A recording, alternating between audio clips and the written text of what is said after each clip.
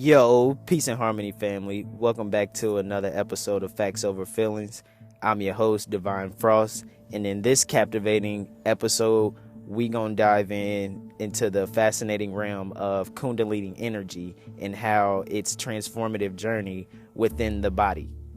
So, we're going to explore the intricate pathways and powerful awakening process of Kundalini rising. So, basically, when the moon enters your sun sign, which is your zodiac sign, a psychophysical oil is released from the brain down the spine to the sacrum bone. This sacred oil must not be destroyed, and we must take care of it via avoiding acidic foods and liquids. Now, our sexual energy, or the fluid, must be retained, aka semen retention. And if we wish to rise the psychophysical oil back up our spine to the brain via opening chakras and semen retention and maintaining the Christ oil, like I said, avoiding acidic liquids and foods, we can use the power behind the sexual energy, which is what Kundalini rising means, to raise it back up the spine back to the brain, aka our crown chakra. So that process has 7 steps, which are: first, the colostrum, which is what produces the fluid, and then it goes to the pineal and the pituitary gland. So the pineal gland is masculine and it electrically charges the fluid. And then the pituitary gland is magnetic, which is feminine, and that charges the fluid as well. Then the fluid goes down the 2 nerves, the ida, which is connected to the pituitary gland, and then the pingala, which is connected to the pineal gland. Then the oil then rests on the sacrum bone, aka the solar plexus, that's our chakra, for 3 days. It sits there for 3 days. That's when I said that's when we must take care of it. Semen retention, avoiding acidic foods and liquids. Then the oil, if it's not destroyed and we protect it, then it will activate the Kundalini energy, which then turns that oil into a gas, and then that rises back up the 33 vertebrae up to the brain. It then passes to the pineal gland and then to the cerebrum, which will rebirth or resurrect all the brain cells and activate the pineal gland, aka your third eye, and regenerate all the cells in the body. So that process is what it's called to be, what we call reborn, or to be born again. Now, the ida channel is feminine and it's connected to the pituitary gland, like I said before, and the pingala channel is masculine and it's connected to the pineal gland. This is what the medical symbol is. If you look at that medical symbol, the 2 serpents going around, that is the ida and the pingala, and then the staff in the middle is representing our spine. So now I'm gonna just give a quick breakdown of how the Bible is talking about the brain. So the upper room where Jesus meets the 12 disciples, that's just referring to the 12 cranial nerves. And then also it's called the Holy Land, the land flowing with milk and honey, and the promised land of Israel. Now, the milk is the pituitary gland and the honey is the pineal gland. So milk being feminine and honey being masculine. And in Greek, Christos is what they called it. And then that became Christ. So in Corinthians 13:5, it says, "Do you not know that Jesus Christ is within you?" So Jesus Christ is basically in the Bible the representation of the oil. Jesus, like I said, is the oil. In Nazareth, which is the head, with Jesus and Mary, which is the pineal and the pituitary gland, and King Herod, aka acidic foods and liquids, he wants to kill him, Jesus, which the oil, then goes down the river Jordan, which is the spine, to the Bethlehem next to the Dead Sea, which is the sacrum bone. And then it says Jesus and Mary are waiting for Jesus to return. The glands are waiting for the oil to return back up to the brain. The process of the oil coming down from the head symbolizes, like I said, Jesus coming down from heaven into physical form, and then Jesus dying for 3 days and then being resurrected to be crucified at 33 is a metaphoric story about the Christ oil process within the body, which activates 100% of the brain. So you know how they say we only can use 10%? That's because of the foods and the liquids that they got us on, that is blocking, that's ruining that Christ oil. So the story of Jesus is just a metaphorical journey of the sacred oil the brain produces. The oil coming down from the brain is God descending from heaven to earth. Jesus dying for 3 days in the cave is symbolic of the sacred fluid staying in the sacrum bone at the base of the spine, which is the cave, and then like I said, for the 3 days. Then once the oil is resurrected, meaning activating the Kundalini to rise the oil back up the spine, it travels past all the 33 vertebrae on the back of the spine and crosses the vagus nerve. The sacred oil crossing the vagus nerve is Jesus being crucified at 33 years of age, because there are 33 vertebrae on the back of the spine. Now, the death of Jesus symbolized being born again and turning spirit matter into matter, or into spirit.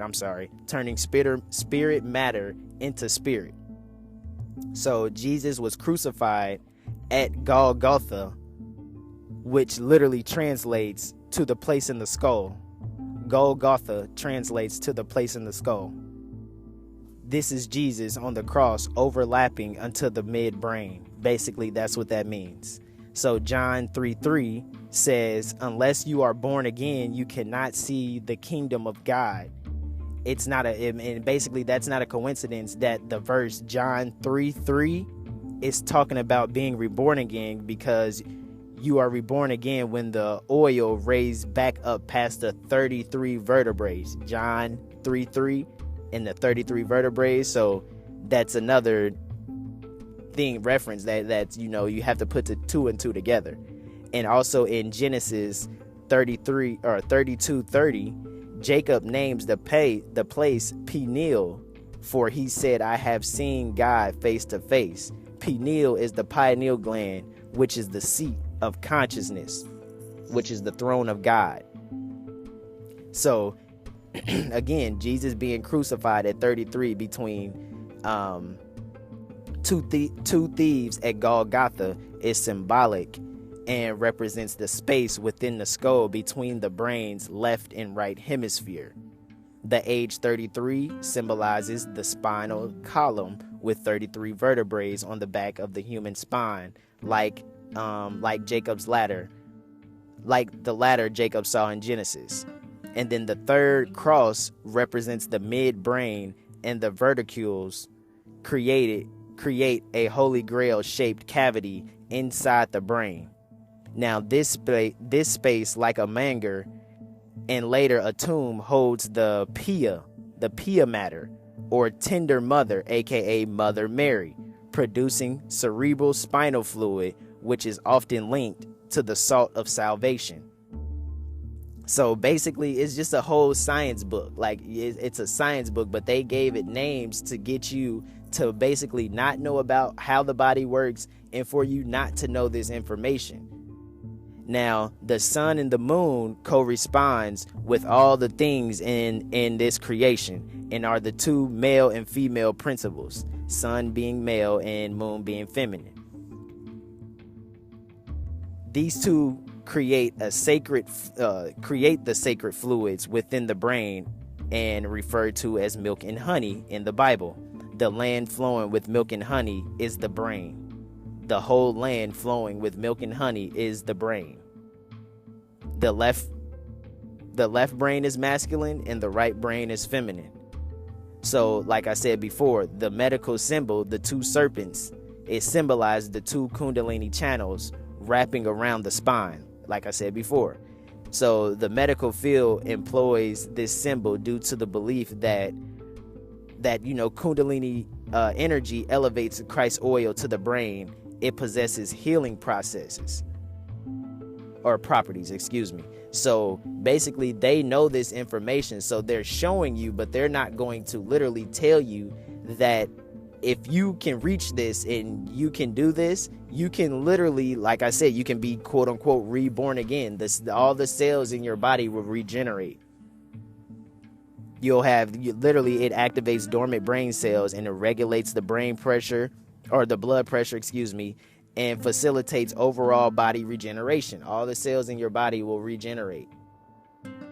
Now, the three wise men from the east is the thalamus, the pineal gland, and the pituitary gland. Those are three literally crucial parts of the brain. Now, like I said, the latter is the spine, and the east is upward towards the brain. So I told you about the pineal gland and the pituitary gland. So let me basically get into the thalamus, tell you, what the thalamus is. The thalamus is integral to sensory perceptions and consciousness. Plus, it may also produce dopamine. Now, dopamine is a neurotransmitter, which is a chemical messenger that transmits signals to the brain and other areas of the nervous system. It plays a crucial role in several functions, including mood regulations, motor control, attention and learning, and it regulates your sleep. Now, the mood regulation is often referred to as a feel-good neurotransmitter because it is associated with pleasure and reward. Concerning motor control, dopamine is involved in the control of movement, and the degeneration of dopamine producing neurons is the cause of conditions like Parkinson's disease, which is basically tremors and difficulty moving. Dopamine is essential for cognitive functions. It is also involved in the brain reward system, influencing behavior and decision making. And then last, it regulates your sleep. So changes in the dopamine level can impact sleep and your wake cycle. So when people say that they're having problems sleeping, that's their dopamine levels.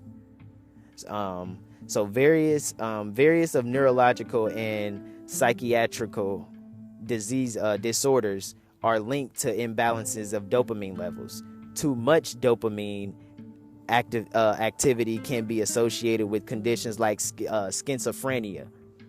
Now, too much or too little can also be linked to anxiety, depression, mental disorder, addiction, PTSD, and dementia.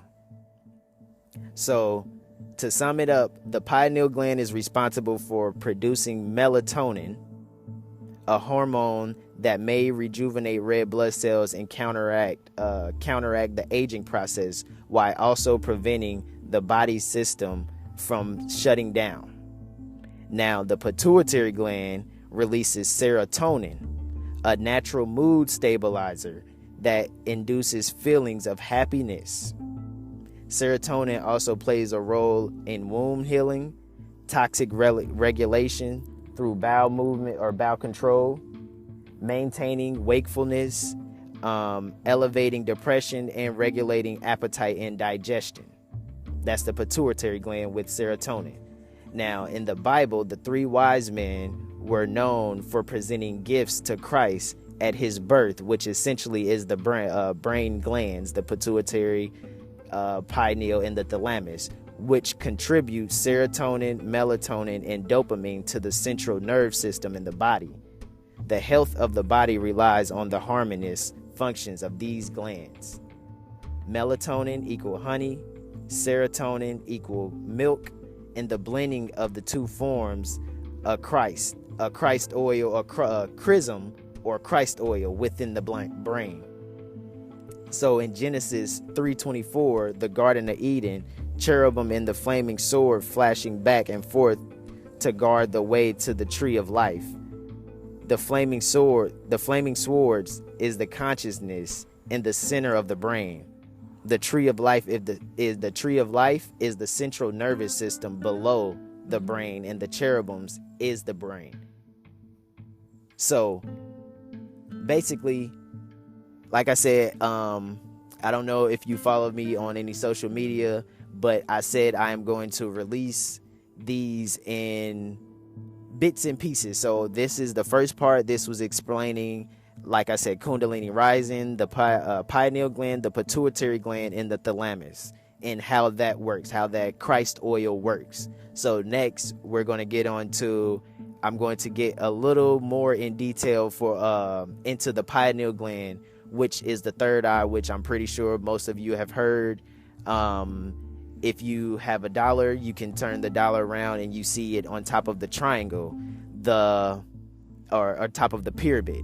The reason why it is a gap in between the top of the pyramid and the bottom is because basically that's symbolizing that the brain is not attached to the body. So basically, it's kind of like an insult. They're basically symbolizing that your brain is not a part of your body, like you don't think. So this information is hidden. So basically that's why we don't have our brains. We don't know true information.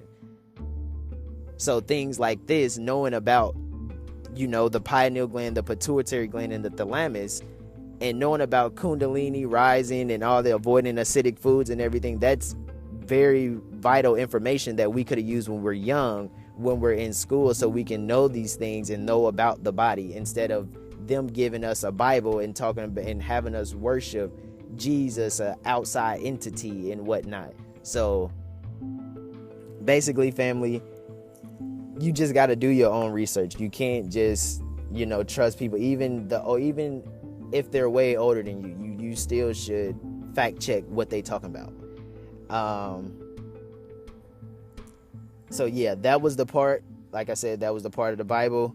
I'm gonna get into a little bit of. I just want to give a little bit of just a little life experiences and whatnot. I've met a lot of life-changing people lately, and they all have literally been on the same, what people call it, journey or path or whatever, or knowledge. Like, this stuff is very important. You must seek knowledge. The more knowledge you have, the more understanding of things you will have, and the more understanding of things you have, the easier it is to see the real thing. Like, so it was one day I was talking to this guy, and then literally a guy, he just hopped in, and he was like, I'm a pastor. I was telling him about, I was talking to him about the Bible and how they, they get us, and it's a slave to the mind and whatnot. And then I guess he was a pastor, and he hopped in, and he was like, you, my friend. He was an African. He was like, you, my friend, he was like, you're just wrong. And then he started talking to the other brother, and he was like, the truth is we all come from one source or something. And he was like, that's Mary, or one gene. He said one gene. We all come from one gene. And he said, that's Mary. And I had to just hop in, because I know these things. And I'm like, hold on. I'm like, so what's that gene called? It's not Mary. I said, what's that gene called? Not the person in the Bible. What's that gene called? Because he kept saying about the gene. And the guy, he didn't know the name. And I had talked to the brother. I pulled the brother aside, and I just put it up. And I'm like, I pulled up the mitochondria Eve gene. And the brother was so fascinated, and I had a phone call, so I couldn't really chop it up with him after that. But after he was done, when he was done talking to the pastor, he had came to me, and he was trying to talk to me about it, because you can see it in his face. He was like, dang, bro, you was right, yada yada, you know what I'm saying? And like I said, I was on the phone, so I couldn't really chop it up with him. But just things like that, like, knowledge is power. It doesn't matter what somebody says to you about, that's not your job to do this, because I've gotten that many of times. But guess what? I've also changed many people's perspective on life and how they feel and their self-confidence. I had another brother, I worked with him, and you could tell, like, he was trying to seek guidance. He was in between religions, like, he had told me he was, he had studied Islam, Christianity, and basically, that's when my teachings had to come in, and I had to, give him some information about spirituality and about self. And don't seek outside, you're supposed to seek in for answers. And basically, you could see the light in him, like, you could see it. Every time I told him something about a great ancestor that we had, the information that he didn't know, breaking down things, giving him just knowledge, you could see his confidence building. As a young black man, you could see it. So, like, that type of things, like, you don't know whose life you could change with the information that you gain. You don't know if you can change your life. It can change your life. New perspective, better perspective of things, understanding.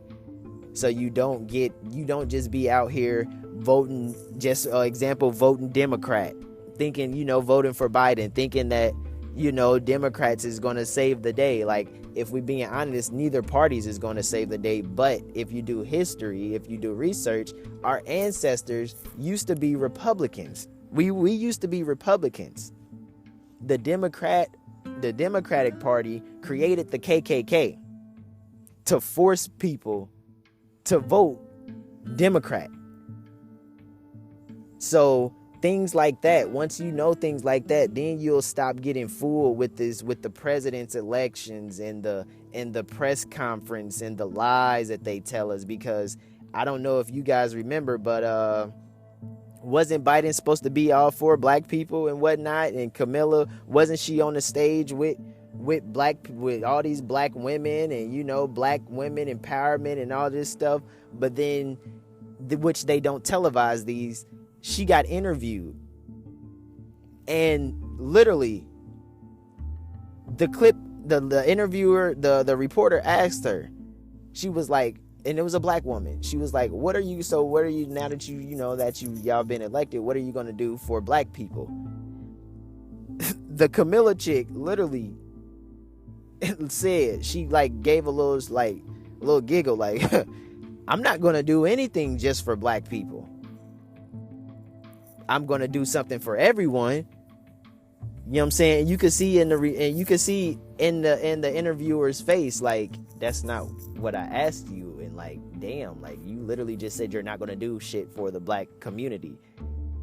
And like, all this, everybody, we're all equal, everybody, that right there, knowledge is power. Once you gain knowledge, you'll be able to understand and see that that's bullshit. We aren't all equal.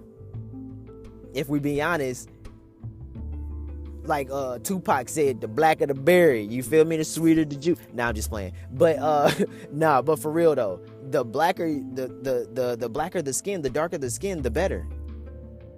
That's not a bad thing. The lighter you are, that's the bad thing. You have to worry about skin diseases from the sun. We don't have that type of problem. If you eat healthy, you won't have any type of problems, any type of health problems.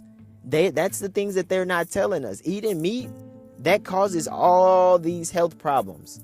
That, and on top of the sugar and the salt and all the chemicals, that is clogging up your body. That's what creates all these different cancers. It's just too much mucus clogged up in the body. We naturally have mucus, but it's too much mucus. When the mucus can't extract itself, you feel me, get up out of there, do what it's supposed to do, and then leave the body. That's all that meat that's clogging up arteries and clogging up, you feel me, pipes and shit in our body. That's why you must not eat so much meat, and especially certain types like pork. Pork is extremely bad. I know we got it, you know what I'm saying? We went from the Bible to hell, but this how we do it, you know what I'm saying? Facts over feelings. We just knocking out the facts, you know what I'm saying? But back to it. So pork is one of the dirtiest animals, first off. So they eat anything. Pigs will eat anything. You can literally shit in a bucket and a pig will eat it right there in front of you. So you don't want to put certain things like that in your body. That's just like if you have a car. You can put a different liquid in there. Your car probably, it'll run for a little bit, couple miles, and then that motherfucker gonna get the, you know what I'm saying? You shutting down. That's the same with our body. Our body is a advanced machine. So all these people, so when you hear these people say that their grandparents and yada yada ate meat for all these years and they last to yada yada ages, you have to understand as well, our enemies are also scientists.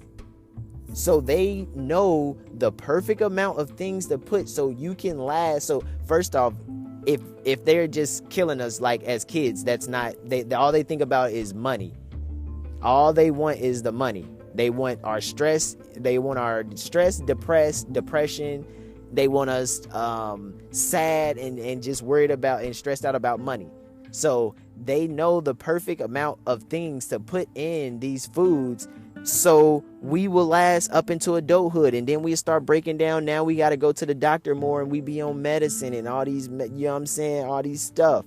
And then we get older. Now we really breaking down because they haven't told us that it's the stuff we eating while we're having all these body problems. They don't tell us that. They give us medicine and give us more medicine, prescribed medicine, prescriptions, until we old. Now we don't waste all this money all our life when literally we could have spent probably a third of that and just started eating healthy 30, 40 years ago. So when you understand that the same people that created that made this Bible and made all these hidden messages and all this stuff are the same people responsible for the hospitals and the health fields and the schools, the school books, like all that shit, that's just distractions. Those are just distractions. All that Thomas Edison and all those white creators, all those, that's all lies. You know what I'm saying? I'm gonna get into that. I'm gonna get into that next episode. I don't want to do too much. We about to wrap it up. But yeah, so like I said, next episode we're gonna get more into the pineal gland, Kundalini rising, and how that operates, how that works, what happens, how you can activate it, how you can start to activate it. And like I said, avoiding acidic foods and liquids, aka mainly alcohol. I know a lot of people drink out there, you know, I'm not judging you, but that is one of the things that, you know, destroys that. So a lot of people don't really, you know, care about these things, but I mean, hey, you know, you live and you learn. So once, you know, some people get older, most of the time they wish they would have made better decisions when they're younger. So this is why I do what I do, because I don't want to be one of those, and I don't want you to be one of those. So it's just time to live better. Like, healthy can still be fun. A healthy life is not a boring life. A healthy life actually is a more fun life. You're more busy, you're more on the go. You know what I'm saying? You feel better, you look better. So yeah, make sure you get some exercise in, family. Read some books, gain some knowledge. Make sure you subscribe to the YouTube channel. It's called Awareness University. We're gonna be dropping some new visuals soon. We're gonna keep the podcast, the audios flowing for you people that don't really, you feel me, watch YouTube, get on the visuals.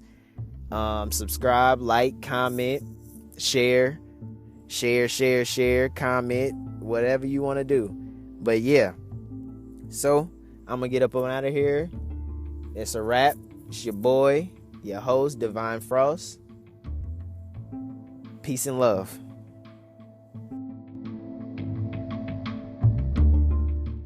Do you support reparations for black people? Well, listen, again, we had over 200 years of slavery. We had Jim Crow for almost a century. We had legalized discrimination and segregation, and now we have segregation and discrimination that is not legal but still exists and is a barrier to progress. We have disparities around housing. We have disparities around education. We have disparities around income. And we have to recognize that everybody did not start out on an equal footing in this country. And in particular, black people have not. And so we have got to recognize that and do something about that and give folks a lift up. That's why, for example, I'm proposing the LIFT Act. Give people who are making $100,000 or less as a family a tax credit, which will benefit and uplift 60% of black families who are in poverty. So by default, it affects black families, but there's not a particular policy for African Americans that you would explore. But no, if you look at the reality of who will benefit from certain policies, when you take into account that they're not starting at the same place and they're not starting on equal footing, it will directly benefit black children, black families, black homeowners, because the disparities are so significant. So if we focus on the specific issues that have resulted in the greatest disparities, and we understand that that's part of why we're doing it. Listen, the reality also is this: any policy that will benefit black people will benefit all of society. Let's be clear about that. Let's really be clear about that. So I'm not going to sit here and say I'm going to do something that's only going to benefit black people. No, because whatever benefits that black family will benefit that community and society as a whole in the country. Right? So, family, I just wanted y'all to hear that, because that was, I forgot what show I was watching, but it was a show and it was a reporter in there, and they didn't know like how to report about like what was going on really. So like basically the boss told them to basically like take the question and like answer the question, but don't answer the question. So that's basically what she did. Like she got asked what would she do basically for the black community. She repeated the question and then basically told us like our history, but didn't answer the question. And then at the end, she answered the question. Am I going to do something that only benefits black people? No. And then she tried to say that'll benefit everyone. I'm confused. Will it help black people or will it not? Is it like, so that type of stuff, you can't be fooled with the tactics. Like, those are like typical reporter tactics. I don't know if any of you are reporters, but like, it's like to shift, like to pivot, basically. You know what I'm saying? Like you're answering the question, but you're not giving an answer, if that makes sense. But like I said, we ended here. I just had to add that so y'all can, you feel me? If you, just in case y'all didn't ever hear that clip from Miss Vice President. Tune in next time for another episode of Facts Over Feelings. Peace.